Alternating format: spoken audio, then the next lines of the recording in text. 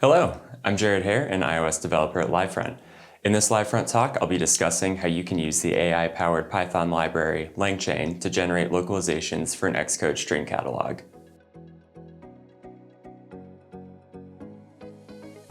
I'll be giving a quick overview of string catalogs in the LangChain Python library, a quick AI disclaimer warning, setup, and a demonstration.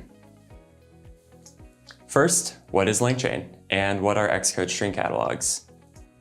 In short, LangChain is an open-source Python library that can be used to prompt a large language model, like OpenAI's GPT-4o, to give a response in a specific format that you define. This can be very helpful when an exact format is required, where a simple chat prompt will likely format the response incorrectly, as with JSON format, or, in this case, Xcode string catalogs. Apple introduced string catalogs with the release of Xcode 15 as an alternative to the existing localizable .strings and .strings dict files. String catalogs allow you to use a visual editor to create and manage localizations for your app more easily. It uses a clean interface that's easier to navigate than typical localizable .strings files. You can learn more about string catalogs from Apple's WWDC 2023 video, Discover String Catalogs. A quick word of warning. Supporting multiple locales is a great goal for any app. However, it can be very time-consuming or require the service of a professional translator. LangChain with an AI model like GPT-4o can be used to get most of the way there, although you should never blindly trust the output of AI, and I recommend having a professional translator or native-level speaker review the localizations. Let's get started. In general, the LangChain feature I'm using accepts pairs of expected inputs and desired outputs. It then uses these to ensure the AI model's response follows the exact format specified.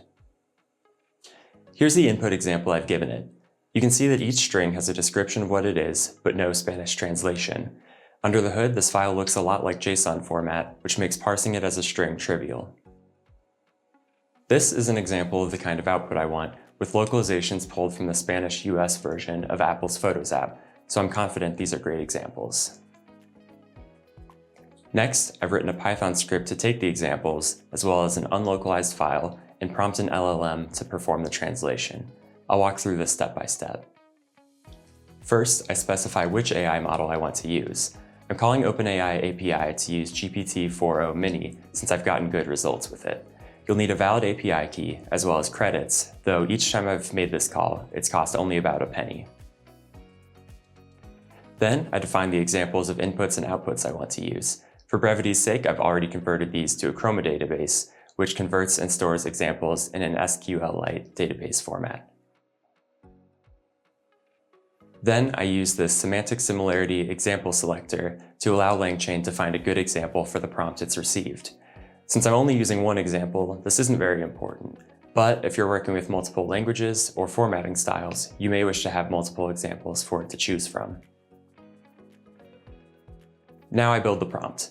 I tell it the example selector to use, the format of prompt to use, and a system prompt to tell the model to act as an experienced translator.